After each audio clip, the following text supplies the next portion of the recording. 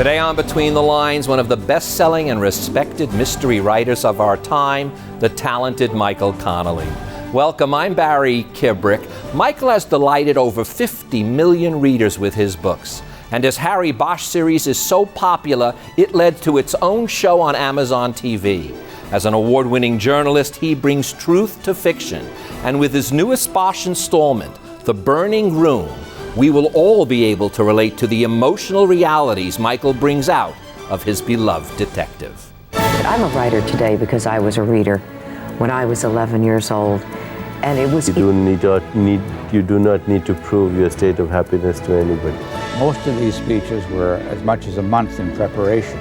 Characters, the heroes in this book, are seekers of truth in a story that involves a lot of corruption. You don't get a chance to really talk about what's real.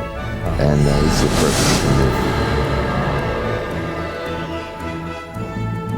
Michael, it is a pleasure to have you on the show. What a thrill it is as a guest on Between the Lines to have such a esteemed author. Thank you for joining me. Oh, well, thanks for having me. I'm really proud to be part of this tradition. It's very cool. Well, you know, I'm going to start with the fact that you have, just about when this is airing, you're going to debut on Amazon television with the Bosch series. That's correct. And I want to say that I have in the book, I don't know if you realized it or not, I'm assuming this was written probably before you started the series, but you sort of foreshadowed something, and I have to grill you on this for 1 second. Okay. You say this: Bosch always thought that if you started with the assumption that murder is an unreasonable action, then how could there even be a fully reasonable explanation for it? You follow that by saying that is why he never watches detective films or movies, because it's always expected that all the answers will be given. So you gave me a clue here that you're avoiding that, or you're going with that. Well, I think that's I think maybe one of the ironies of the entertainment industry when it comes to crime fiction and on any level, books, film, TV.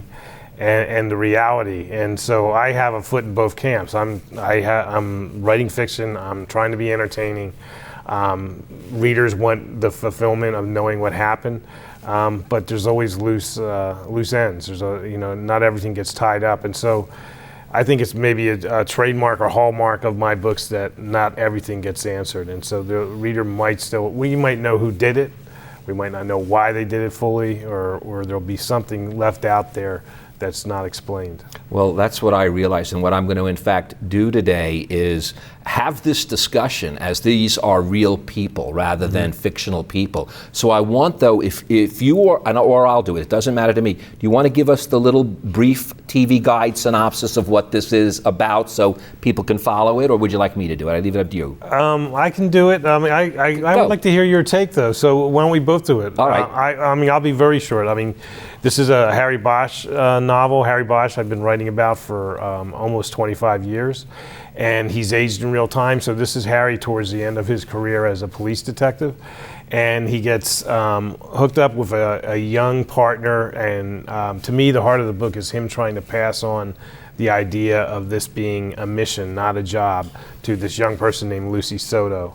And as I say, that's the heart of the book. As far as the plotting goes, they both work on a couple of different cases, cold cases, involving an arson fire that killed a lot of young children, and that's really perhaps the through line of the story in terms of plot is these two working on that case because it has a connection to Lucy Soto. Well, I'm not going to add anything because my next thing was about Lucy Soto and this relationship. I have this theory about mentors and mentees, and it's always been that if done correctly, the mentor learns as much as the mentee. And you see that flowing through here as well. And I've always believed that it was a two-way street. When you're giving, you are receiving, and when you are receiving, you are giving. And you see that happening with Lucy and with Harry. Yeah, I was very much aware of that idea, that it's a two-way street, and I set out so that you would see that in this book, and for the most part, I wanted it to be Harry getting something out of the relationship, because the other way is obvious. Like, here's someone who's no experience. Here's a guy who has lots of experience. We can understand that, but I wanted Harry to come to a realization, and for the most part, the realization is that when he leaves this department, which is going to happen fairly soon in his life, I think he was kind of bereft, that he was thinking there's nobody who understands that, as I said before, this is a mission. And so in this book, he comes to realize it is a mission for this young person. And it gives him assurance as he kind of goes out the door. He feels like we're in good hands. And of course, this is a giant bureaucracy with 9,000 people involved in it. And we're only talking about one person, but that's the way Harry operates. If there's one person left, when I go out the door for the last time, who knows what this is really about, then I can feel good about myself. Well, you mentioned mission, and I want to follow up on that, because that is a theme even I use throughout the show, is it's a sense that whether we realize it or not, we all do have a mission. Mm-hmm. And Harry is extremely aware of it, and he doesn't necessarily take himself so seriously, but he does take his mission and his mandate in life very seriously. I like that mandate in life. I mean, yeah, he takes it seriously because the stakes are very high in what he does. I mean, you're right. Everybody has a mission. I have a mission of what I want to do as a writer and so forth. But in what Harry Bosch does, which is catch killers, look for killers, hunt killers, catch killers, those are really high stakes in our society, because what happens if you're not unsuccessful? What happens if there's a killer that you can't identify who's out there? It can happen again. It can hurt someone else. And it's, maybe what is prevalent in these books is the idea that a crime of murder just has rings that go out through a community, through society, and the damage is quite great, way beyond the horrible damage of someone losing their life. And so, Harry's mission is really important to him, but he also understands that it's important in a much larger level to society. Well, in fact, throughout the book, you see the micro and the macro levels playing each other out. That's also a fascinating thing that goes on here, because like you said, I mean, it's the first commandment is thou shalt not murder, and that murder is such an effect on like you said, obviously no one more than the individual or family, but it is truly a societal situation that a murder takes place. We lose a piece of ourselves. Right, yeah. I mean, you're hitting on what has drawn me to writing these kind of books. I mean, obviously I want, like, putting a puzzle together and an entertainment, and I want the reader to not really be able to guess, and all those things that are very much involved in an entertainment angle on a book.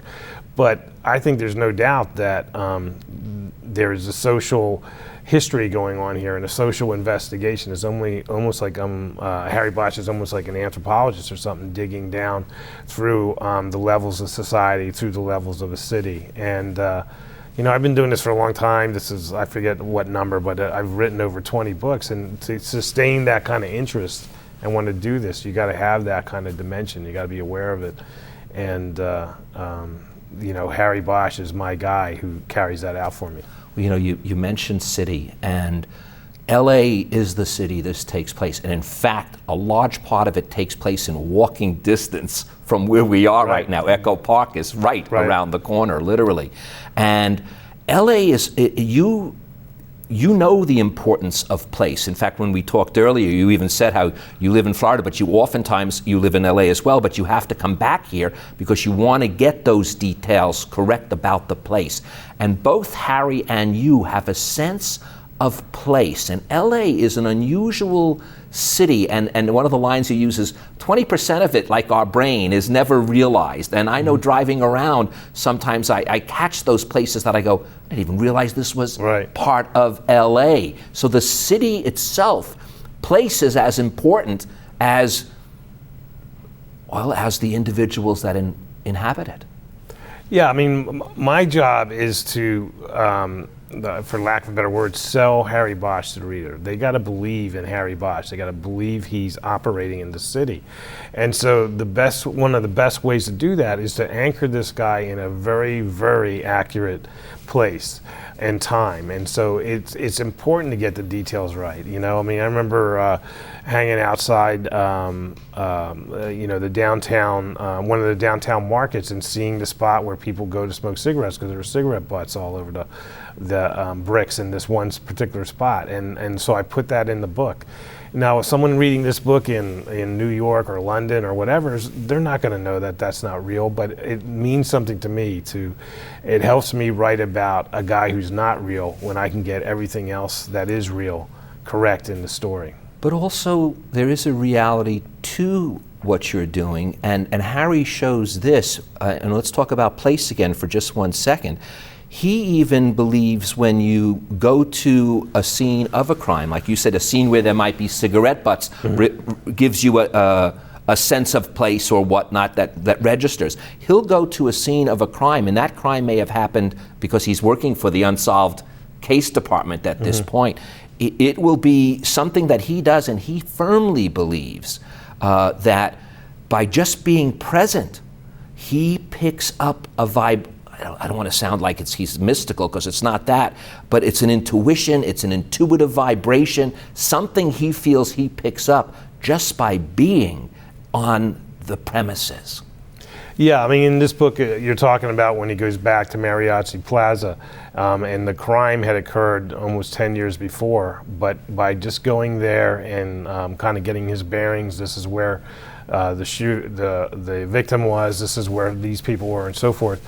It helps him conjure what happened, and maybe it's like detective work by osmosis or something, but it's the same with research. You know, I go and hang out in the places that, and I'm not there taking pictures or writing down notes. I just kind of hang out and hope something gets inside of me that will help me then relay that when I write it.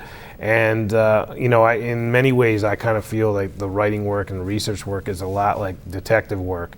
And so what works for me, I've given to Harry, and I think he gets the same thing. It helps him put a case together. It doesn't matter that it happened a long time ago, but being in the same spot, something speaks to him, the place speaks to him. And I'm like you. I'm not trying to say there's anything mystical here or psychic or anything like that. It's not like that at all. It's really just having a feeling for a place, and that which helps him carry out what he has to do. Now, there's something else that's going on here, and you hinted at it at the very beginning when you were describing Harry's aging. This is maybe his last, I don't know where this will fit, but might be one of the last ones or near the end. And he has to continuously, like all of us, adjust to the modern world and use all the modern things that enable a detective to really reopen a case. It's only due to DNA research and fingerprint analysis and things like that. And yet, he also knows that there is something about the way things also used to be done that shouldn't be just eliminated because there's new elements. He, in fact, when he talks to Lucy, he says, listen, no one even leaves the detective office hardly anymore, but I'm telling you, go knock on some doors. He visits places. There is still, as much as we want and must accept the newness, that people don't realize that does not mean that you have to give up the best of what was. Right. I mean, you're speaking as Harry Bosch. That's exactly how he views the world. He's smart enough to know that technological advancements can help him with his work, but he's also smart enough to know that the old way is not to be forgotten, and nothing in his world, at least, nothing replaces the old shoe leather edict that you got to go out and knock on doors. You got to talk to people. So much about investigation is just getting people to talk to you, and not necessarily like people in an interrogation room. It's out on the street. It's out in the neighborhoods. Getting people to talk to you. Communication is the key tool for an investigator, a detective trying to solve something. We really do see in this book, as we really should be aware of in life, that it's politics and money, politics and justice. Money and politics play such a role in the story, but in life, and we're not often aware of that connection. There's stuff behind the scenes that are going on. It's sort of like, what do they say? You don't want to really see the sausage being made, and that's, you let us see a little bit of the sausage being made. Yeah, I mean, to me that is fascinating. If I was to read that in a book or see that in a story, I always want to get that in. You know, what I don't know what the right word is, what the device is here is moving Harry from point A to point B and putting a lot of obstacles in front of him. When you can bring in politics, bureaucracy, things that everybody in all walks of life deal with almost every day. Everybody has issues with bureaucracy. Everyone has to kind of find their way through bureaucracy and politics. And so it's a way of connecting this guy to the reader. Most of us don't solve murders for a living or for a mission. And so it's a very alien type world, and you want to connect it to the Joe everyman who's sitting there reading the story. And some of these ways are the way to connect it, because Joe knows what it's like to have to deal with bureaucracy. Well, you know, may I say where I think this comes out the best is in what Harry believes, and it was on a plaque or somewhere, I can't remember now, but everybody counts or nobody counts. And then when he hears the former mayor use those terms that he found so endearing, it almost makes him feel dirty, because it sounds like a campaign slogan rather than a mission statement or that inner belief that drives you. Yeah, I mean, for many of the books, that's kind of been Harry's code. Everybody counts or nobody counts. It's about a bedrock fairness. That's how he operates, because things in his life, especially his early life, weren't very fair to him. And so that's where that kind of idea has come from. And he doesn't say it in every book. I mean, it's very used, very conservatively by me, but every now and then he says it. And you know, when the mayor overhears that this slogan, it suddenly becomes a slogan.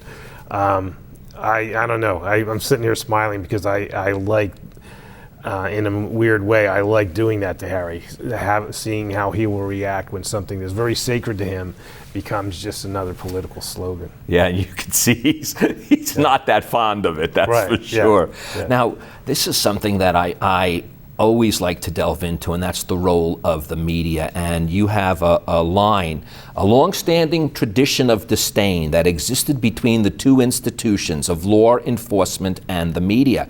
And I was reading the back of the book when it was all done, realizing, wait a minute, you were a award-winning journalist. So this is now an interesting perspective that you have. Obviously, when you're writing for Harry, the media is not as pretty as you'd like it to be. Yeah, I mean, it falls under the adage of write what you know, I guess. You know, I was a reporter in Los Angeles for a long time. I was a police reporter most of those years, and so I had different interfaces with the police department, but overall, as bureaucracies, they really bang heads.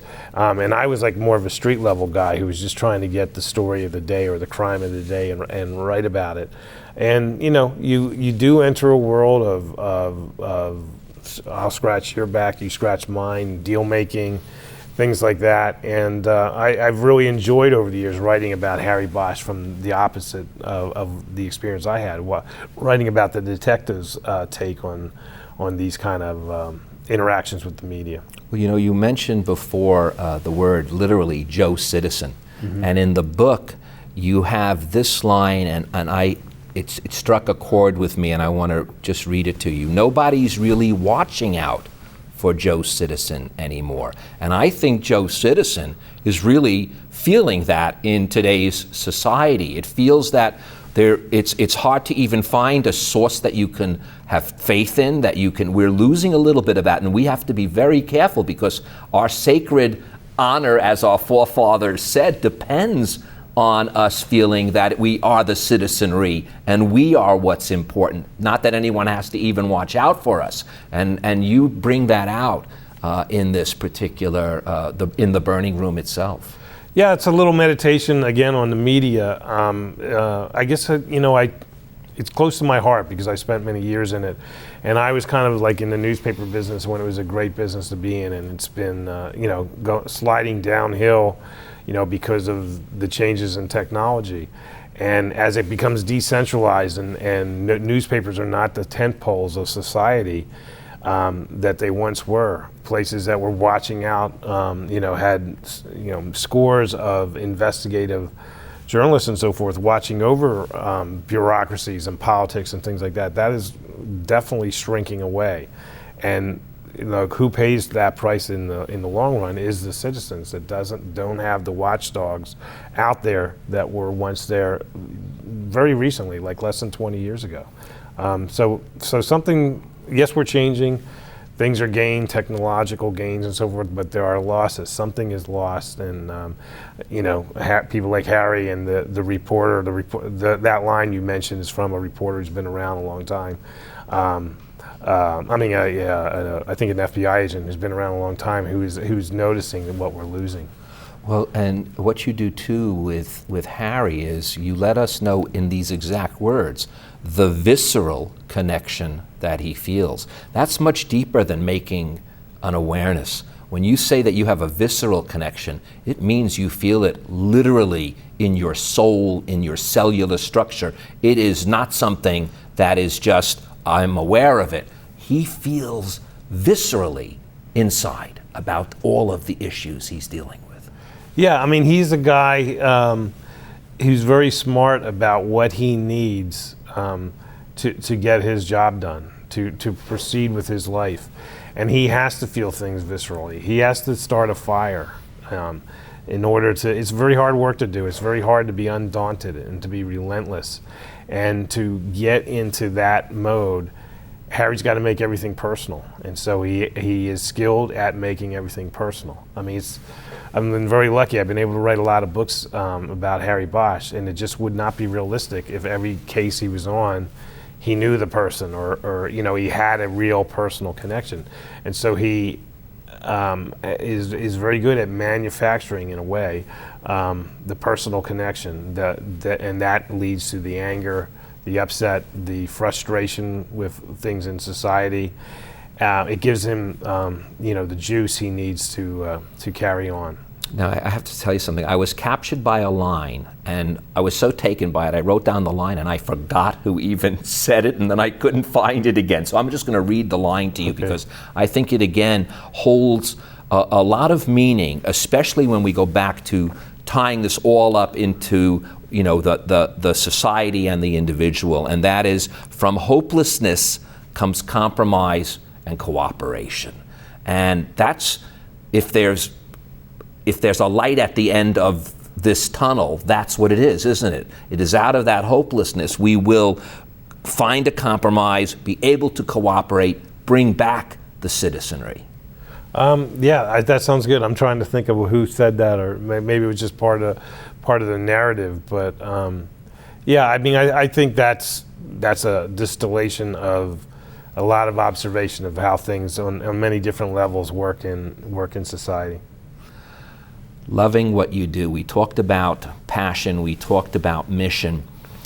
Passion doesn't necessarily always imply love even, but Harry does love as well, what he does. I think it's not just a romantic love that he's looking for, although I can sense there is a little bit of that, but there is a passion and that's there, we know, a mission that's there, but there's a love. Harry loves this. He gets up to work every day relishing the opportunity. Yeah, I mean, in 20-some years of writing about this is just a little thing, but and 19 books about this guy, he's never had an alarm clock go off. He's not a guy who has to set an alarm to get up and do his job, and that's like by plan or intention. I'll never put an alarm clock in a Harry Bosch story because he doesn't need it. He does love what he does, and in this book that brings this to a level of almost of something bittersweet, because it's very clear in this book he's running out of time.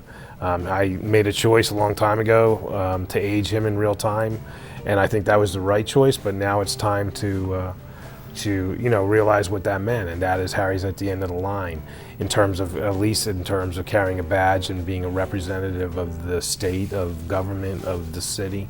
And so there's definitely something bittersweet in that, and it's only amped up when you realize how much he loves us. And speaking of that, our time is up, Michael, and I want to end with these words. And these are to him, as we just said, Harry Bosch. Every day he had left on the job was golden. The hours were like diamonds, as valuable as anything on earth. Thank you, Michael, for sharing Harry's diamonds with us today. Oh, thanks a lot. Thanks. Thank you, and thank you guys for joining us. Now, before Michael leaves, I would like to leave you with these few more words from The Burning Room. The good ones all had that hollow space inside, that empty place where the fire always burns for something. Call it justice, call it the need to know, call it the need to believe that those who are evil will not remain hidden in darkness forever. I'm Barry Kibrick.